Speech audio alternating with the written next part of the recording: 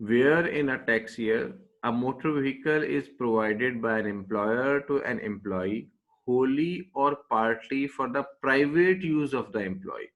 तो अगर private use के लिए दे रहा है तब सैलरी में अमाउंट शामिल की जाएगी। अगर ऑफिशियल पर्पसेस के लिए दे रहा है तो इसका मतलब है ऑफिशियल पर्पसेस के लिए जब दे रहा है तो एम्प्लॉय को तो बेनिफिट ही कोई नहीं है।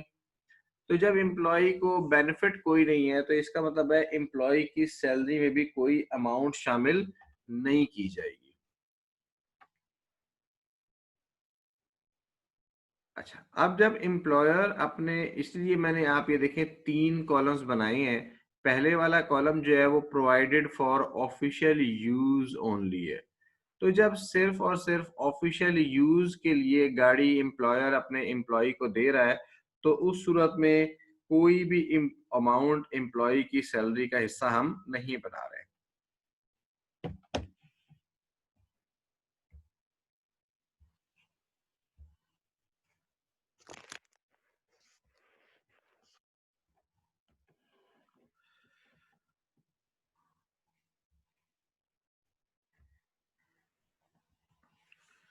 एम्प्लॉयर अपने एम्प्लॉय को व्हीकल या गाड़ी दो तरह से, सबसे पहले कॉलम में आप देखेंगे तो उसमें आप पहले रो में लिखा हुआ है in case of vehicle purchased by employer, यानी एम्प्लॉयर गाड़ी खरीदेगा और अपने एम्प्लॉय को इस्तेमाल के लिए दे देगा।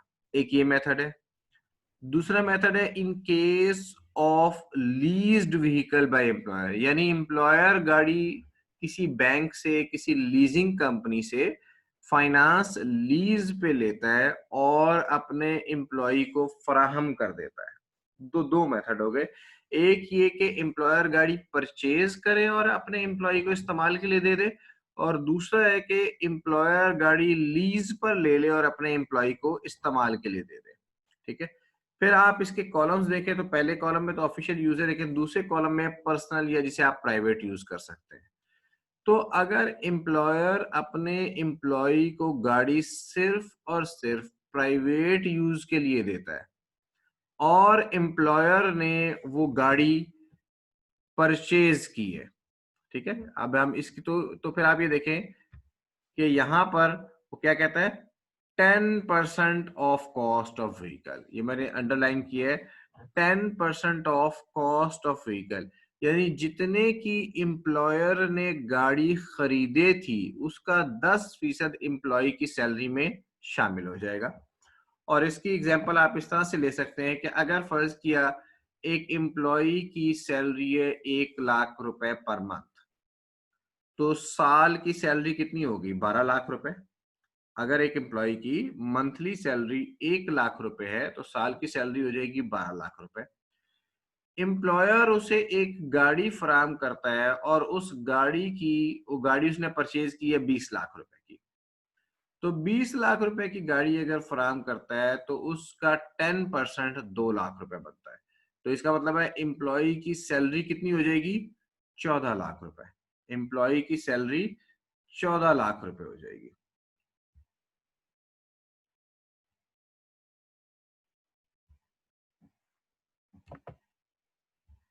तो यहाँ पर एम्प्लॉयर और एम्प्लॉय की सैलरी 14 लाख। इसी तरह से अगर एम्प्लॉयर ने गाड़ी लीज पर ली और लीज पर लेने के बाद एम्प्लॉय को फराहम की, तो फिर लॉ कहता है उसकी सैलरी में कितनी अमाउंट जाएगी, 10% of fair market value. 10% of fair market value, ये आप देखें, ये दूसरा जो अब रो है, इस रो के अंदर, sorry,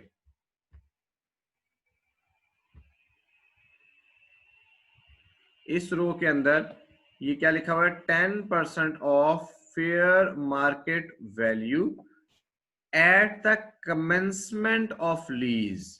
10% of fair market value at the commencement of lease. ये मैंने अंडरलाइन इसलिए किया है कि यूजुअली एग्जामिनर आपको 2-3 फेयर मार्केट वैल्यूज एसेट की दे देता है। वो क्या करता है, वो कहता है कि जनाब आपने, एम्प्लॉयर ने गाड़ी लीज पर ली और जब गाड़ी लीज पर ली तो उस वक्त कमेंसमेंट ऑफ लीज के मौके पर गाड़ी की जो फेयर मार्केट वैल्यू थी वो थी 20 लाख रुपया। आज गाड़ी की फेयर मार्केट वैल्यू फर्ज किया है 18 लाख रुपए या 16 लाख रुपए। तो और एम्प्लॉयर ने एम्प्लॉय को गाड़ी पर्सनल यूज के लिए फराहम की है, तो आपने कौन सी फेयर मार्केट वैल्यू लेनी है? आपने फेयर मार्केट वैल्यू लेनी है eight the commencement of lease वाली। मैंने अक्सर स्टूडेंट्स को इसमें गलती करते हुए देखा है कि वो फेयर मार्केट वैल्यू में कंफ्यूज हो जाते हैं और वो आज की फेयर मार्केट वैल्यू लेनी शुरू कर देते हैं।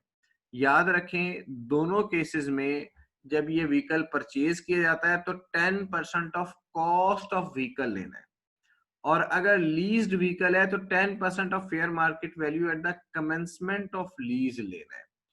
अगर उस एसेट की कोई रिटर्न डाउन वैल्यू गिवन है या आज की डेट में उस एसेट की कोई फेयर मार्केट वैल्यू गिवन है, तो उस फेयर मार्केट वैल्यू से हमारा कोई ताल्लुक नहीं है। जी, क्वेश्चन पूछें। Sir, fair market value at the commencement of lease और कॉस्ट में फिर क्या फर्क होगा? देखें, इसमें बुनियादी तौर पर फेयर मार्केट वैल्यू और कमेंसमेंट और कॉस्ट में कोई फर्क नहीं होता। यानी अगर प्रैक्टिकली देखें तो जो fair market value at the start of lease होगी, अगर आप उसने मार्केट से वो गाड़ी खरीदी हो तो वो उतनी होती है, लेकिन लीज की सूरत में एम्प्लॉयर ने गाड़ी खरीदी तो नहीं होती ना, जी तो सर, ठीक इसलिए है। It is not a cost of vehicle to the employer. तो इसलिए उन्होंने ये अल्फाज लिख दिए कि वो उस डेट की फेयर मार्केट वैल्यू ले लेगा, वो कॉस्ट ऑफ व्हीकल की बजाय। ठीक है सर। प्रैक्टिकली ये दोनों अमाउंट्स में कोई फर्क नहीं होना चाहिए। ठीक है sir. Okay,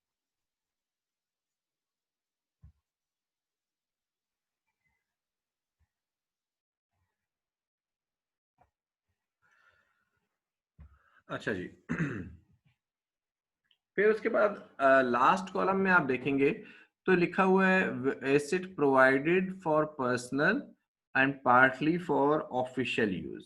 asset provided for personal and partly for official use, यानी अगर एसेट एम्प्लॉयर अपने एम्प्लॉय को देता है, लेकिन जो कि यूजुअल केस होता है कि जनरली जो एम्प्लॉयर अपने एम्प्लॉय को गाड़ी फराहम करता है वो सिर्फ और सिर्फ पर्सनल इस्तेमाल के लिए नहीं होती, बल्कि वो कहता है कि भाई ये गाड़ी आप घर भी ले जाओ, बच्चों को भी सैर वैर कराओ, लेकिन दफ्तर के काम भी अगर कहीं जाना है, किसी क्लाइंट से मीटिंग के ऊपर आपने जाना है, अगर कहीं कोई और दफ्तर का काम है तो उसके लिए भी यही गाड़ी इस्तेमाल करो। ठीक है, तो यूजुअली जो एम्प्लॉय को गाड़ी दी जाती है वो पार्टली फॉर पर्सनल और पार्टली फॉर ऑफिशियल यूज होती है। हाँ, अगर कोई ऑफिस का एमडी है, सीएफओ है, सीईओ है और इदारे के पास वसाइल ज्यादा हैं, तो फिर इदारा जो है वो ऐसा भी कर सकता है कि एक गाड़ी उसे दे दी, सिर्फ और सिर्फ पर्सनल यूज के लिए दे दी, बाज़ औक़ात दो दो तीन तीन गाड़ियां भी इदारा दे सकता है। लेकिन जनरली जनरली जो इदारा गाड़ी फराहम करता है वो पार्टली फॉर पर्सनल और पार्टली फॉर ऑफिशियल यूज होता है। तो अगर गाड़ी पार्टली फॉर पर्सनल और पार्टली फॉर ऑफिशियल यूज फराहम की गई है, तो फिर 5% ऑफ कॉस्ट ऑफ व्हीकल या 5% of fair market value at the commencement of lease employee की सैलरी का हिस्सा बन जाएगा। ठीक है, अब यहाँ पर कुछ सवाल अराइज होते हैं। अब ये क्वेश्चंस मैं आपसे पूछूंगा और मैं जिससे सवाल करूंगा वो मुझे इसका जवाब देगा। आई डू नॉट एक्सपेक्ट कि आप इन सवालों का दुरुस्त जवाब देंगे, लेकिन मैं ये भी जानना चाहता हूँ कि इस वक्त कौन कौन ये लेक्चर सुन रहा है और कौन कौन सो रहा है। ठीक है, ये मुझे बताएं कि अगर एसेट, क्वेश्चन मेरा ये है कि अगर ये गाड़ी आज 2020 है, अगर गाड़ी एम्प्लॉयर ने 2016 में खरीदी थी और अपने एम्प्लॉय को दी, और 2016 में गाड़ी 20 लाख रुपए की खरीदी थी और आज रिटर्न डाउन वैल्यू उसकी फर्ज किया 12 लाख रुपए। एम्प्लॉयर ने गाड़ी खरीदी 20 लाख रुपए की 2016 में और आज उसकी रिटर्न डाउन वैल्यू 2020 में 12 लाख रुपए है। तो और गाड़ी पर्सनल एंड ऑफिशियल दोनों इस्तेमाल के लिए। मैं रिपीट कर रहा हूँ, आपके पास फैक्ट्स क्या हैं, अगर नोट करना चाहें तो नोट करें। एक फैक्ट ये है कि गाड़ी एम्प्लॉयर ने खरीदी थी 20 लाख रुपए की। एक फैक्ट मैं आपको बता रहा हूं कि गाड़ी की आज की रिटर्न डाउन वैल्यू है 12 लाख रुपए। और तीसरा फैक्ट ये है कि गाड़ी एम्प्लॉयर ने एम्प्लॉई को फराहम की है for personal and official use, for personal and official use. तो अब मेरा सवाल ये है कि आप 20 लाख का 5% लेंगे या 12 लाख का 5% लेंगे। तो मैं किसी ऐसे स्टूडेंट से सवाल करता हूं जिसने शायद अब तक मुझसे कोई सवाल नहीं किया। Let me see. Awais Mazhar. Awais sir yes sir. जी बताइए। सर ये रिटर्न डाउन वैल्यू पे टैक्सेबल इनकम होगी सी। रिटर्न डाउन वैल्यू का 5% लेंगे। जी सर। अच्छा मैं आपको म्यूट कर रहा हूँ। अच्छा जी, यही सवाल मैं रिपीट करता हूँ।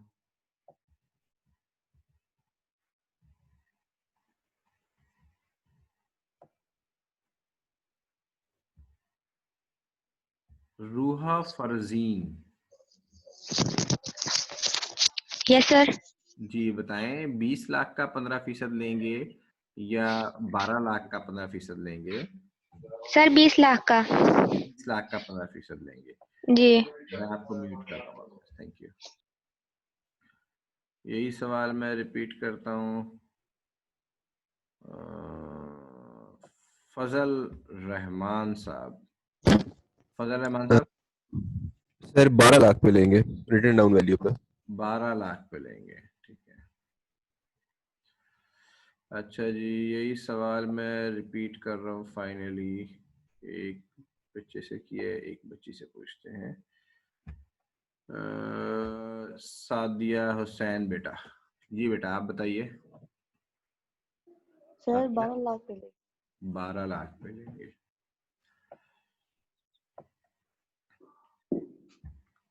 ओके देखें, इधर कहीं पर भी रिटर्न डाउन वैल्यू का लफ्ज इस्तेमाल नहीं हुआ, ठीक है। लफ्ज क्या इस्तेमाल हुआ है? 5% ऑफ कॉस्ट ऑफ व्हीकल, या फिर लफ्ज इस्तेमाल हुआ है 5% of fair market value at the commencement of lease. और उससे पिछले कॉलम में 10% ऑफ कॉस्ट ऑफ व्हीकल और 10% of fair market value at the commencement of lease. तो जैसे अभी थोड़ी देर पहले मैंने आप लोगों को बताया था कि आपके लिए कोई और वैल्यू रेलेवेंट नहीं है, return down value relevant information नहीं है, वो सिर्फ आपको कंफ्यूज करने के लिए दी गई है। इसी तरह अगर आपको फेयर मार्केट वैल्यू की इंफॉर्मेशन दी जा रही है और ये फेयर मार्केट वैल्यू आज की डेट की या किसी और डेट की दी जा रही है, तो that is not the relevant information. हमेशा हमेशा ये 20 लाख की परसेंटेज ली जाएगी, यानी कॉस्ट की या fair market value at the commencement of lease की। अगर 2016 में भी एसेट परचेज किया गया था, तब भी आज भी उस एसेट की कॉस्ट का 5% या उसकी एसेट की कॉस्ट का 10% या fair market value at commencement of lease का 10% या fair market value at commencement of lease का 5%, ठीक है। रिटर्न डाउन वैल्यू का कोई रिलेशनशिप नहीं है। आई होप कि ये बात सबको क्लियर है। अगर किसी ने कोई क्वेश्चन पूछना है इस बात पे तो पूछें, इसके बाद मैंने एक और सवाल पूछना है। ये बात क्लियर है सबको कि रिटर्न डाउन वैल्यू के ऊपर, इस रिटर्न डाउन वैल्यू का या किसी और डेट की फेयर मार्केट वैल्यू की परसेंटेज आपने नहीं लेनी। अगर एग्जामिनर आपको वो इन्फॉर्मेशन फराहम करता है तो वो इन्फॉर्मेशन सिर्फ कंफ्यूज करने के लिए, आपने उस इन्फॉर्मेशन को एग्जाम में इग्नोर कर देना है। कोई क्वेश्चन है किसी का तो पूछें। ओके नेक्स्ट जो मैं आपको बात बताने जा रहा हूं वो ये है कि अगर एम्प्लॉयर ने एसेट खरीदा, व्हीकल खरीदा, ठीक है। अब ये तो जरूरी नहीं है कि एम्प्लॉयर, हमने टैक्स ईयर पढ़ा था जुलाई से जून, तो ये तो जरूरी नहीं है कि एम्प्लॉय को गाड़ी जुलाई में दे दी जाए, हो सकता है एम्प्लॉय को गाड़ी आधा साल गुजरने के बाद दी जाए। 20 लाख रुपए की गाड़ी खरीदी और वो गाड़ी खरीद के एम्प्लॉयर ने जनवरी में फराम की, तो एम्प्लॉय ने उस गाड़ी को सिर्फ 6 महीने के लिए इस्तेमाल किया, ठीक है। तो अब 20 लाख का, अब फर्ज किया 20 लाख की गाड़ी थी और 10% परचेज करके पर्सनल यूज के लिए दे दी, तो इसका मतलब है 20 लाख का 10% कितना बना, 2 लाख रुपए। एम्प्लॉय की सैलरी में 2 लाख रुपए देने जाने चाहिए, लेकिन एम्प्लॉय ये कहता है कि भाई मैंने तो गाड़ी 6 महीने के लिए इस्तेमाल की है या 8 महीने के लिए इस्तेमाल की है, तो पूरी अमाउंट, पूरा बेनिफिट मेरी सैलरी में क्यों शामिल किया जा रहा है?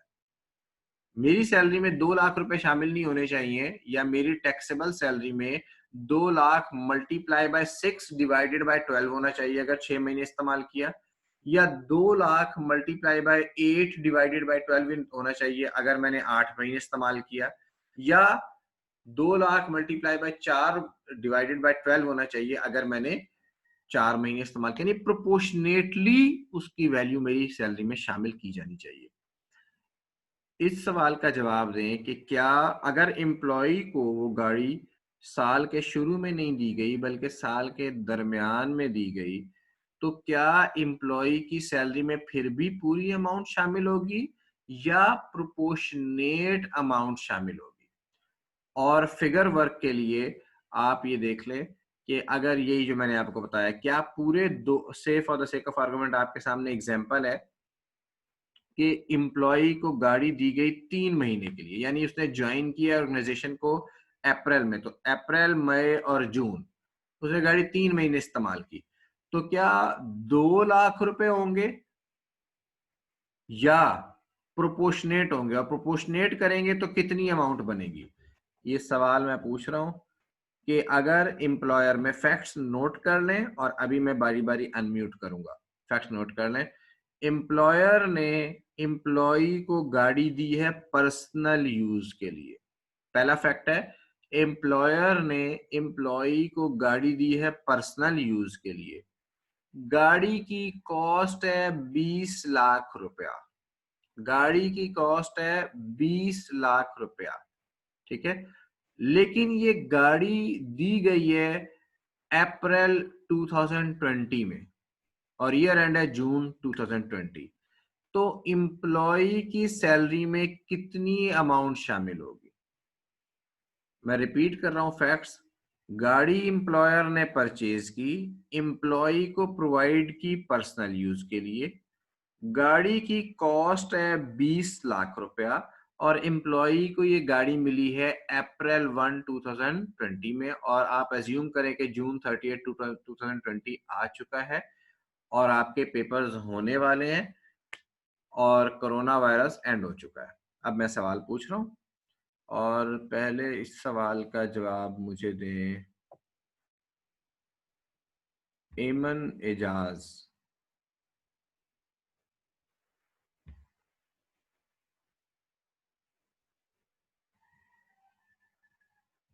हेलो, यस सर, 50,000 होगा। 50,000 होगा, ओके। अच्छा, इसके बाद मैं यही सवाल रिपीट कर रहा हूँ। असद, असद बताइए। असद,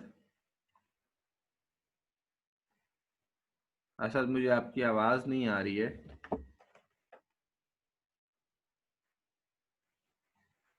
असद,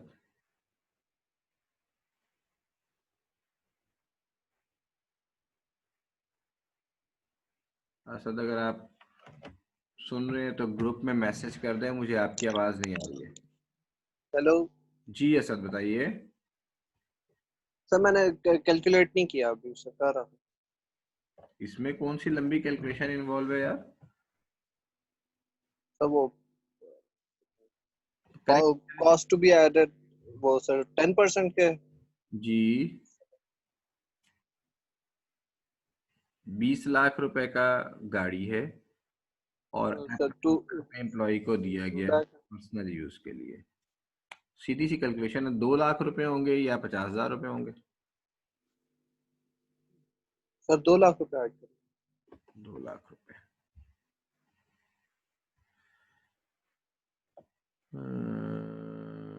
अभी यही सवाल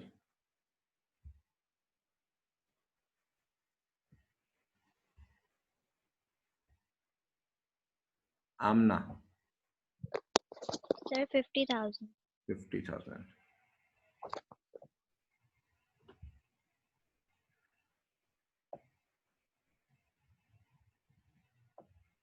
हमजा आफ्ताब। हमजा जी सर 50,000। 50,000।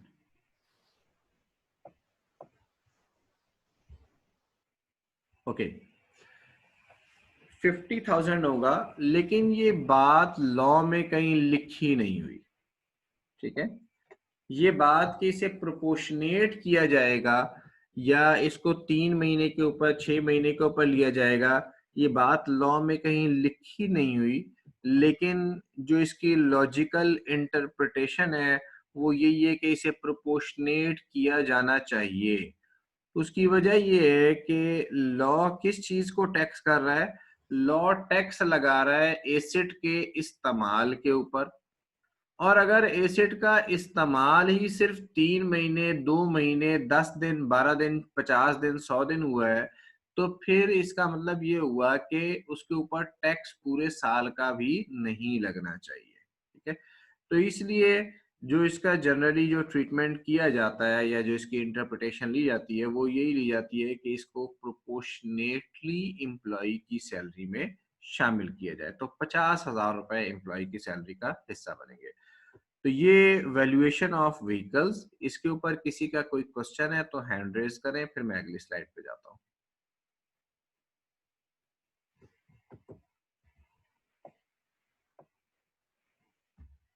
जी अशबील। सर अगर डेज डेज दिए हों तो डेज में भी प्रोपोर्शनेट डिवीजन करनी है हमने?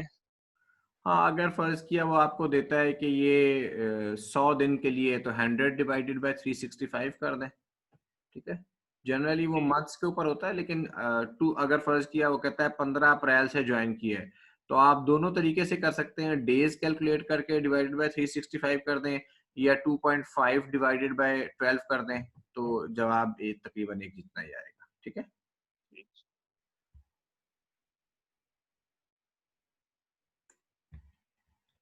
जी सलमान। जी सर सर मैंने पूछना था, पिछले लेक्चर में आपने डेप्रिसिएशन का कुछ बताया था कि एसेट की डेप्रिसिएशन को इंक्लूड करेंगे टैक्स में। सर वो पूछना था वो किस केस में करना था? हाँ देखें, वो अगर इस व्हीकल का लॉ में स्पेशल ट्रीटमेंट गिवन ना होता तो इस व्हीकल के ऊपर भी डेप्रिसिएशन वाला ही कानून अप्लाई होता।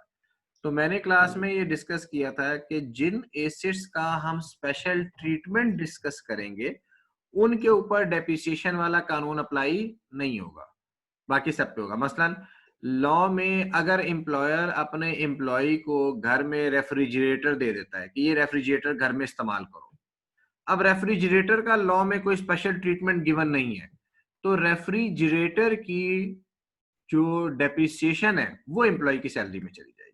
ठीक है, सही। तो ये अच्छा हैं, एक मिनट सॉरी, जी जी 3 एसेट्स हैं जिनका लॉ में स्पेशल ट्रीटमेंट गिवन है। एक तो ये व्हीकल है, जी एक आप आगे जाके देखेंगे एकोमोडेशन आएगी, और एक शेयर आएंगी। इन 3 के सही अलावा जनरली जितने भी एसेट्स हैं उन सबकी डेप्रिसिएशन होती है। ठीक है, सही है सर। और ये पूछना था कि वो भी प्रोपोर्शनेटली हम करते हैं या साल का पूरा लेके ऐड करते हैं? जी प्रोपोर्शनेटली जितना इस्तेमाल होगा उतनी ही एम्प्लॉय की सैलरी में डेप्रिसिएशन जाएगी। और वही स्ट्रेट लाइन मेथड से करेंगे? नहीं, वो जो एम्प्लॉयर अपने पास डेप्रिसिएशन मेथड यूज कर रहा होगा उसी डेप्रिसिएशन मेथड को इस्तेमाल करेंगे, क्योंकि जितनी कॉस्ट टू द एम्प्लॉयर होगी उतनी एम्प्लॉय को बेनिफिट होगा। तो जी डेप्रिसिएशन क्या रिफ्लेक्ट करती है? डेप्रिसिएशन रिफ्लेक्ट करती है जितनी एम्प्लॉयर समझ रहा है कि मुझे इस एसेट की वियर एंड टियर की कॉस्ट आ रही है। ठीक है। सही, तो वो अगर सही। स्ट्रेट लाइन पे समझ रहा है तो फिर आप भी उसी तरह से उसी उतनी, यानी जितनी डेप्रिसिएशन एम्प्लॉयर अपने बुक्स में चार्ज करेगा उतनी ही एम्प्लॉय के लिए बेनिफिट हो जाएगा उसी। ठीक है सर, सही है सर, सही है, सही है। किसी और का कोई क्वेश्चन?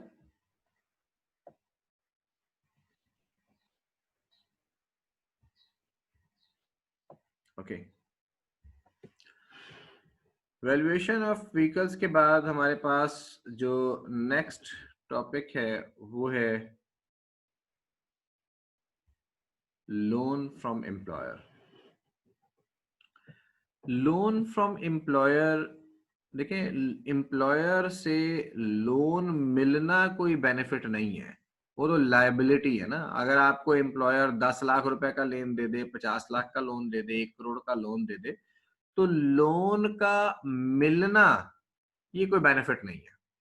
लेकिन अगर वो लोन आपको इंटरेस्ट फ्री मिलता है, अगर आपको 50 लाख का रुपए का लोन मिलता है और उस लोन के ऊपर एम्प्लॉयर कोई इंटरेस्ट चार्ज नहीं कर रहा, और मार्केट में वही लोन आप बैंक से लेने के लिए जाएं या किसी और ऐसे इदारे से लेने के लिए जाएं जो आपको इंटरेस्ट पे वो लोन दे, 10% फर्ज किया इंटरेस्ट उन्हें लगाया हुआ है, तो इसका मतलब ये हुआ कि इंटरेस्ट फ्री लोन मिलने की वजह से आपको इंटरेस्ट बच गया। तो इंटरेस्ट का बचना जो है वो बेनिफिट है, लोन का मिलना बेनिफिट नहीं है, बल्कि इंटरेस्ट फ्री लोन मिलने की वजह से इंटरेस्ट का बच जाना एक बेनिफिट है। या अगर लोन जो है वो आपको मार्केट रेट से कम पे मिला है, मार्केट में इंटरेस्ट रेट 10% है और आपको एम्प्लॉयर सिर्फ 2% चार्ज कर रहा है, इसका मतलब ये हुआ कि आपको 8%, 8% आपको बचत हो गई। 2% और 10% में 8% का फर्क है। तो लॉ ने कहा कि ये जो इंटरेस्ट बच गया है एम्प्लॉय को, जो इंटरेस्ट एम्प्लॉय को सेव हो गया है एम्प्लॉयर की वजह से, वो इंटरेस्ट एम्प्लॉय की सैलरी में शामिल हो जाएगा। यानी जो इंटरेस्ट एम्प्लॉय को बच गया, जो इंटरेस्ट एम्प्लॉयर ने एम्प्लॉय को चार्ज नहीं किया या मार्केट रेट से कम पे चार्ज किया, वो एम्प्लॉय के लिए बेनिफिट हो जाएगा। अच्छा, अब मार्केट में इंटरेस्ट रेट वेरी करते हैं, बाज़ औक़ात कोई बैंक 8% चार्ज कर रहा है, कोई 9 कर रहा है, कोई 12 कर रहा है, थोड़ा बहुत फर्क होता है। खैर ये मैंने तो ज्यादा फर्क बता दिया। तो लॉ ने ना एक बेंचमार्क रेट मुकर्रर कर दिया है जो 10% मुकर्रर किया था 2013 में, और तब से यही बेंचमार्क रेट आ रहा है। यानी जब भी ये बेनिफिट कैलकुलेट होगा तो लॉ ये कहता है कि ये बेनिफिट कैलकुलेट करने के लिए आप कंपेयर करेंगे 10% के रेट के साथ, आपने कंपेयर करना है, ठीक है। यानी अगर एम्प्लॉयर अपने एम्प्लॉई को 50 लाख रुपए का लोन देता है, एम्प्लॉयर अपने एम्प्लॉय को 50 लाख रुपए का लोन देता है, तो उस 50 लाख के लोन के ऊपर लॉ ये कहता है कि 10% बेंचमार्क रेट है। 10% का मतलब है उस पर इंटरेस्ट कितना होना चाहिए, 50 लाख का 10% 5 लाख रुपए। तो अगर एम्प्लॉयर ने 0% चार्ज किया तो इसका मतलब है एम्प्लॉय को कितने बच गए, एम्प्लॉय को पूरे 5 लाख रुपए बच गए। और अगर एम्प्लॉयर ने फर्ज किया 5% चार्ज किया तो एम्प्लॉय को 2.5 लाख रुपए बच गए। तो ये जो 2.5 लाख रुपए हैं वो एम्प्लॉय की सैलरी का हिस्सा बन जाएंगे। अब इसके लिए फैक्ट्स नोट करें और फिर जरा मुझे कैलकुलेशन करके बताएं कि एम्प्लॉय की सैलरी कितनी बनेगी। पहला फैक्ट, बेसिक सैलरी है एम्प्लॉय की 2 लाख रुपए पर मंथ। बेसिक सैलरी है एम्प्लॉय की 2 लाख रुपए पर मंथ। दूसरा fact, employer has provided a vehicle to the employee. Employer has provided a vehicle to the employee for personal and official use. दूसरा fact है, employer has provided vehicle to the employee for personal and official use. from August 1, 2019. From August 1, 2019, the cost of vehicle to the employer is 2.5 million, 25 lakh रुपए। तो पहला fact था basic salary है 2 लाख रुपए per month.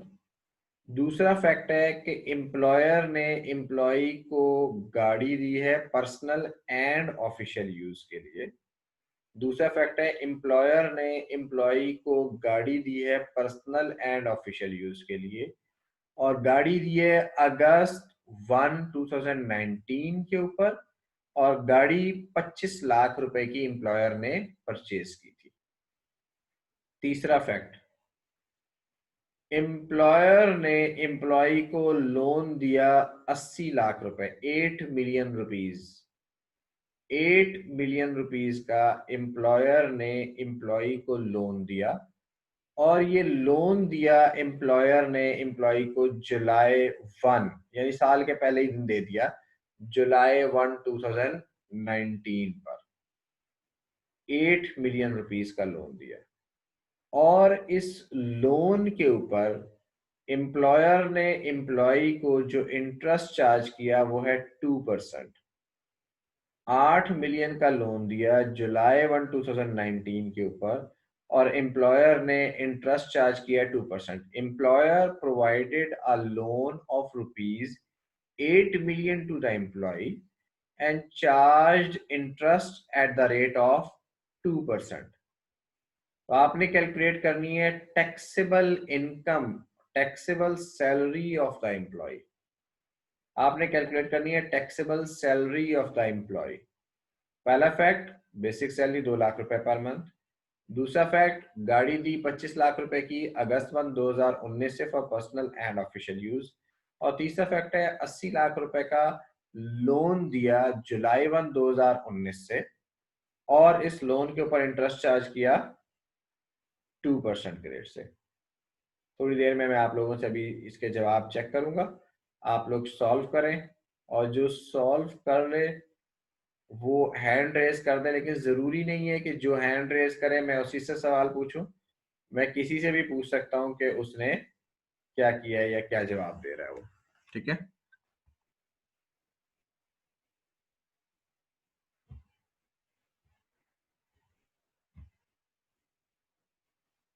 Tax year 2020 है जी, tax year 2020 है। मरियम आपने question पूछा है सर टैक्स ईयर 2020 है, तो yes it is tax year 2020।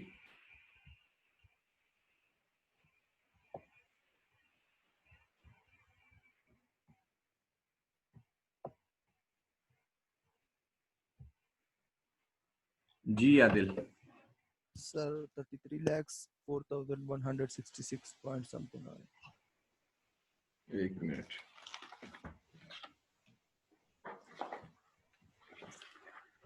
क्या जवाब बताया आपने? 33 lakhs 4,166.06. 33 लाख 4,000 166.06. ब्रेकअप क्या है? बेसिक सैलरी कितनी है? सर बेसिक सैलरी 24 लाख बन गई, 2 लाख है। व्हीकल की वैल्यू कितनी बन रही है? व्हीकल की वैल्यू बन रही है 1,04,166। 25 lakh multiply by 5% divided by 11 divide by 12 किया आपने? सर वही नहीं sir, yes sir sorry, yes sir. 25 lakh multiply by 5% multiply by 11 divide by 12 ऐसे ही किया ना सर? 11 क्यों करेंगे, 10 नहीं करना? अगस्त 1 पे दिए ना? यस सर, जून से जुलाई, जुलाई से अगस्त, 2 महीने गुजर गए सर। अगस्त 1 पे दी है, 2 महीने नहीं गुजरे सर 31 जून को हमारा इनकम टैक्स ईयर होता है। जून की 31 नहीं होती बेटा जी ठीक है। अगर अगस्त 1 को दिए तो 1 महीने ही गुजरा ना, जुलाई गया है ना। अच्छा सही हो गया सर, ठीक है, मैंने 10 महीने हो किया था सर। इसको जो दोबारा करेक्ट करें। और तीसरा क्या किया आपने? उसका सर 8 लाख आया है। लोन का 8 लाख जवाब यस। आया है आपका। Yes sir. चलिए ये मैं किसी और से पूछता हूँ, ठीक है। ओके।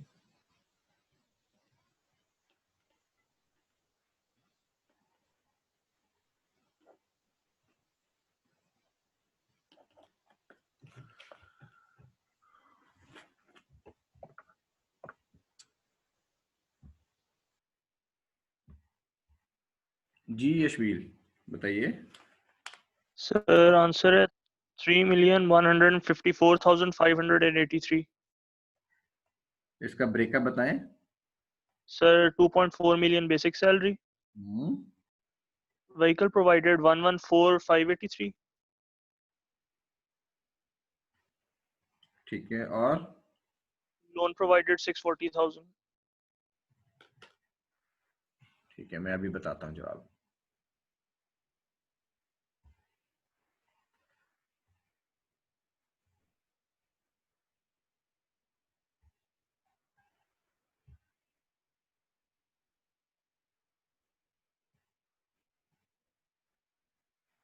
किसी और ने सॉल्व किया है?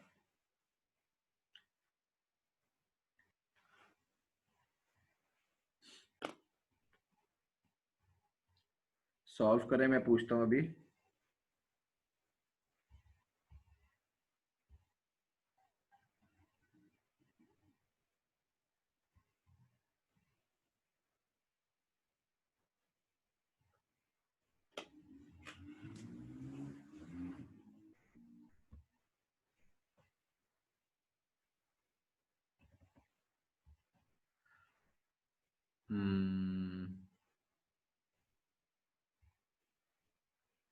जी मासूमा आप बताइए क्या सर जवाब। मेरा 42 आ रहा है, 42,090,000।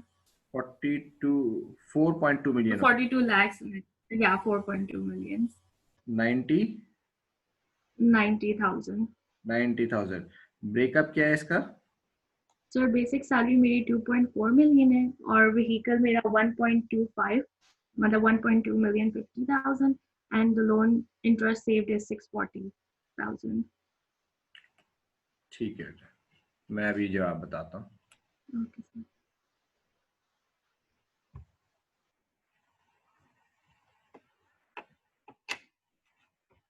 मरियम सरोश आप हैंड्स डाउन कर लें।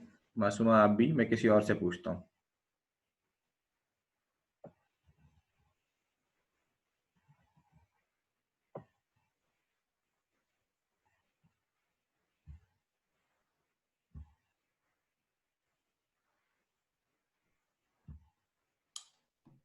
अरीबा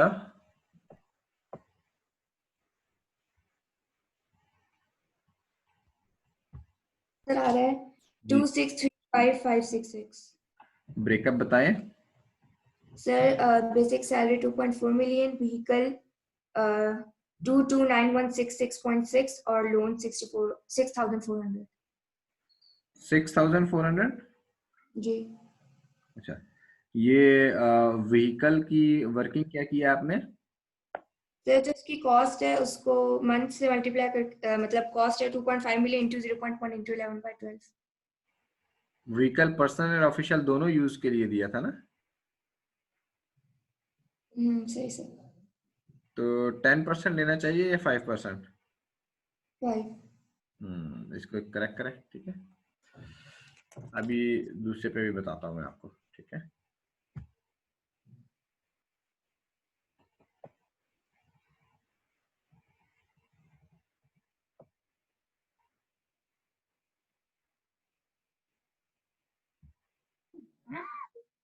अजमत साहब,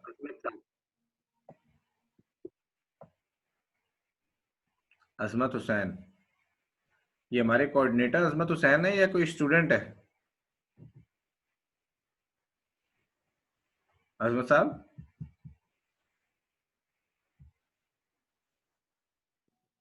जी सर।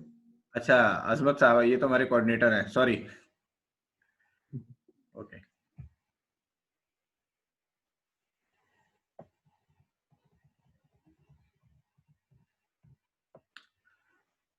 हाशिम नवाज, हाशिम नवाज जवाब बताइए। हाशिम,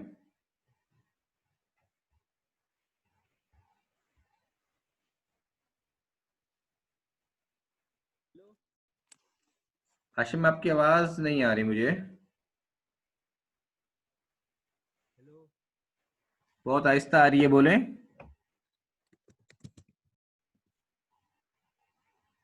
हाशिम बोलें। 14583 31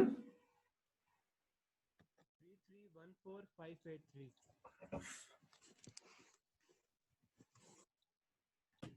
अच्छा, ये चैट बॉक्स में बेशक आप लिख दें।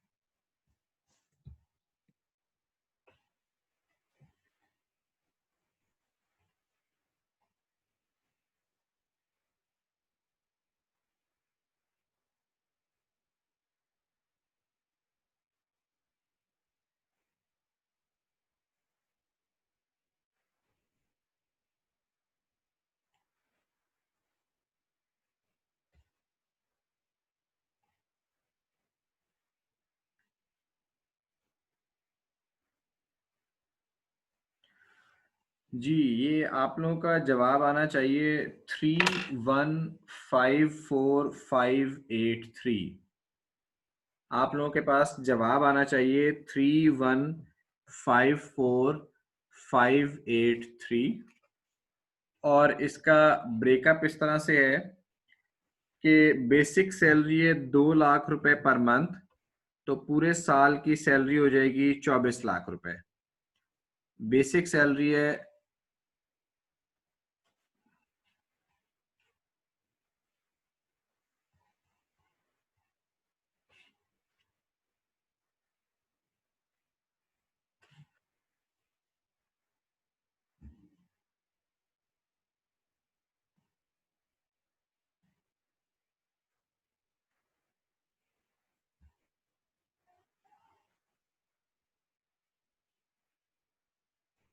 ये मुझे ऑफलाइन कैसे हो गया?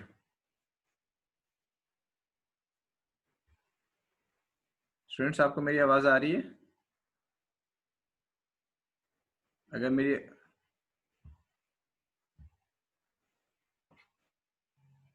ओके, ये मुझे मैसेज आया था कि मैं ऑफलाइन हूँ। ओके, मैं रिपीट कर रहा हूँ। आपके पास जो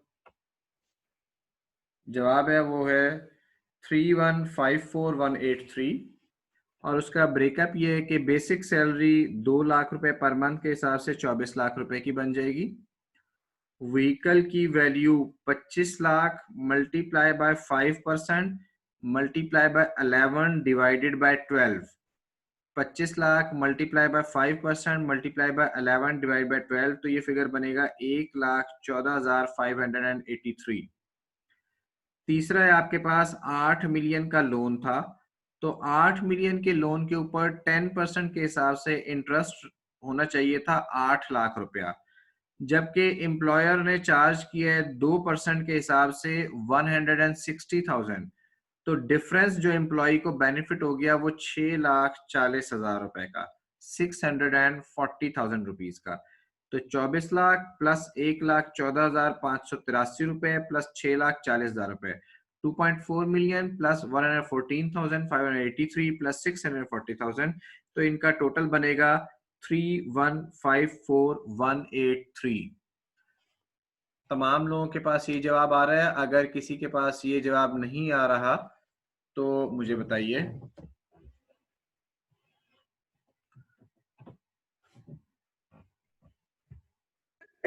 बताइए। सर मैंने ये पूछना था, हम लोग लोन की अमाउंट को प्रोपोर्शनेट नहीं करेंगे? लोन मैंने इसलिए लिखवाया था जुलाई 1 से मिला है, आपको पूरे साल का मिला है, यस सर। तो प्रोपोर्शनेट करने की जरूरत नहीं है ना अभी। वैसे मैं पूछ रही थी कि हम हाँ, लोग इसको वैसे आप प्रोपोर्शनेट, अगर लोन आपको फर्ज किया मिला ही आखिरी महीने में है तो ऑब्वियसली जितना इंटरेस्ट आपको बचेगा उतना ही आपकी सैलरी में जाएगा, प्रोपोर्शनेट करना पड़ेगा। अभी लोन में और भी चीजें हैं, वो भी मैं डिस्कस करूंगा, अभी मैं तो बेसिक एक्सप्लेन कर रहा हूँ इसकी, ठीक है। Okay okay sir. और कोई क्वेश्चन है किसी का?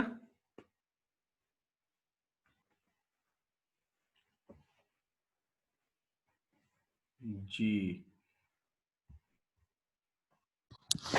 अफीफा क्वेश्चन पूछें।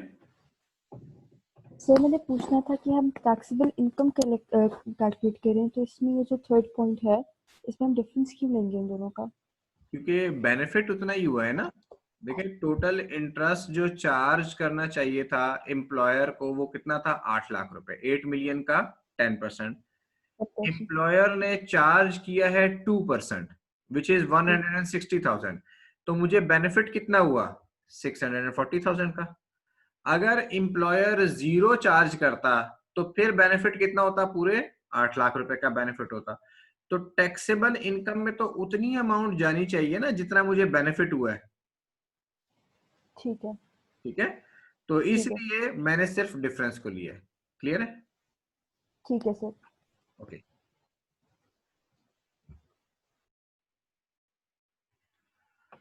जी, किसी और का क्वेश्चन है तो पूछें।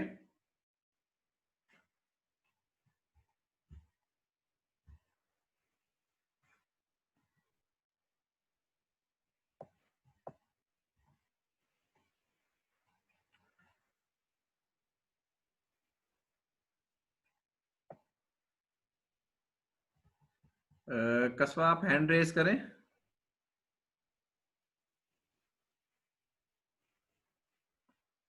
कस्बा आप हैंड रेज करें। जी आप बताएं, आपको इसमें क्या समझ में आई? सर मुझे इसकी कैलकुलेशन समझ नहीं आ रही, आप एक बार प्लीज रिपीट कर दीजिएगा। लोन की कैलकुलेशन समझ नहीं आ रही आपको? जी जी। अच्छा देखें, लोन की अमाउंट मैंने कितनी बताई थी, 8 मिलियन। 8 मिलियन, ठीक है। और उसके ऊपर जो इंटरेस्ट रेट लॉ ने दिया हुआ है वो कितना दिया हुआ है, 10%, ठीक है। 8 मिलियन और लॉन इंटरेस्ट रेट कितना दिया हुआ है, 10%। तो इसका मतलब है एम्प्लॉयर को कितना चार्ज करना चाहिए था, 8 लाख रुपया। 8 million multiply by 10% is equal to 8 lakh रुपया। 8 लाख की बात समझ में आई आपको? जी जी। उसके बाद आपको इंफॉर्मेशन दी कि एम्प्लॉयर ने चार्ज कितना किया है। तो एम्प्लॉयर ने चार्ज किया है 8 million multiply bye 2%। 8 million multiply bye 2%, यानी वो कितना हो गया, 150,000। ये दोनों फिगर्स कैलकुलेटर पे आ रही हैं? जी सर। ठीक है, इन दोनों फिगर्स का डिफरेंस कितना हो गया, 8 लाख मल्टीप्लाई बाय 160,000, डिफरेंस हो गया 6,40,000 रुपए। तो एम्प्लॉयर को चार्ज करना चाहिए था एज पर लॉ 10%, जो कि 8 लाख बनता था। एम्प्लॉयर ने चार्ज किया 160,000, तो डिफरेंस कितना हो गया, 640,000। तो टाइम लिमिट नहीं लगेगी इसके ऊपर? बेटा टाइम तो जुलाई 1 से स्टार्ट हुआ है ना, तो जुलाई 1 का मतलब पूरे साल का इंटरेस्ट होगा ना। अच्छा सही है। ठीक है, ठीक, जी जी सर सही है, थैंक यू। तो पूरे साल की कैलकुलेशन हो जाएगी। क्लियर है? Okay sir, thank you. जी जी clear, thank you so much. जी किसी और को कोई क्वेश्चन, ये क्वेश्चन अगर नहीं समझ में आ रहा तो पूछें।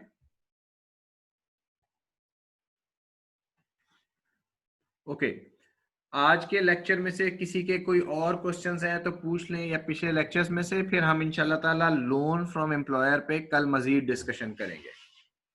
आज किसी के कोई सवाल हैं और तो पूछें। जी आमना पूछिए। सर वो जो आपने वैल्यूएशन ऑफ व्हीकल में डेज वाली बात बताई थी वो एक दफा फिर रिपीट कर दें। डेज वाली या मंथ्स वाली बात यह है कि अगर एम्प्लॉयर ने अपने एम्प्लॉय को व्हीकल दिया साल के दरमियान में, क्योंकि हो सकता है एम्प्लॉय ने ज्वाइन लेट किया हो या उसको गाड़ी लेट मिली हो, उसकी प्रमोशन साल के दरमियान में हुई है, ठीक है, तो उस सूरत में जो व्हीकल की वैल्यूएशन है उसको प्रोपोर्शनेट किया जाता है।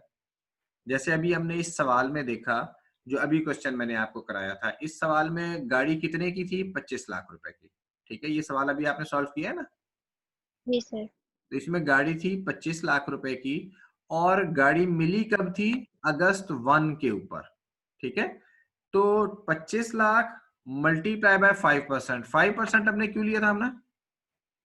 सर क्योंकि पार्शली यूज था ना पार्शली पर्सनल। ऑफिशियल और पार्शली पर्सनल के लिए। तो 25 लाख मल्टीप्लाई बाय 5%, फिर हमने मल्टीप्लाई किया 11 डिवाइडेड बाय 12 के साथ, क्योंकि गाड़ी कितने अरसे के लिए इस्तेमाल हुई? 11 महीने के लिए, नहीं ठीक है। सर ये बात मुझे समझ आ गई सर, वो जो आपने डेज वाली बात नहीं बताई थी डिवाइडेड बाय 3। डेज वाली बात यह है कि अगर आपको मंथ्स की बजाय डेज गिवन हो, ठीक है। अब जैसे 365 डेज की बजाय आपको यहाँ पे लिखा होता है ये गाड़ी जो है 320 डेज के लिए गिवन है, तो फिर आप मंथ की बजाय डेज को 320 डिवाइड बाय 365 कर लें, बस इतनी बात है। सही है सर, सही है। ओके,